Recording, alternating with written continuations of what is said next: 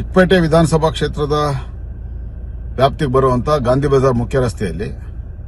ಸುಮಾರು 50 ವರ್ಷಕ್ಕೂ ಹಳೆಯದಾದಂಥ ಒಂದು ಮಾರುಕಟ್ಟೆ ಕಟ್ಟಡವನ್ನ ಅದನ್ನ ನೆಲಸಮಗೊಳಿಸಿ ಹೊಸದಾಗಿ ಸ್ಮಾರ್ಟ್ ಸಿಟಿ ಯೋಜನೆ ಅಡಿಯಲ್ಲಿ ಕಳೆದ 2 ವರ್ಷಗಳ ಹಿಂದೆ ವಾಹನಗಳ ನಿಲುಗಡೆಗೆ 3 ಮಹಡಿಗಳ ವಾಹನ ನಿಲುಗಡೆ ಮತ್ತು 52 ವಾಣಿಜ್ಯ ಮಳಿಗೆಗಳನ್ನ ನಿರ್ಮಾಣ ಮಾಡುವಂತ ಒಂದು ಯೋಜನೆಗೆ ಸ್ಮಾರ್ಟ್ ಸಿಟಿ ಯೋಜನೆಯಿಂದ ಚಾಲನೆ ಕೊಡಲಾಯಿತು. ಅದು ಈಗಾಗಲೇ ಆ ಯೋಜನೆ ಸಂಪೂರ್ಣವಾಗಿ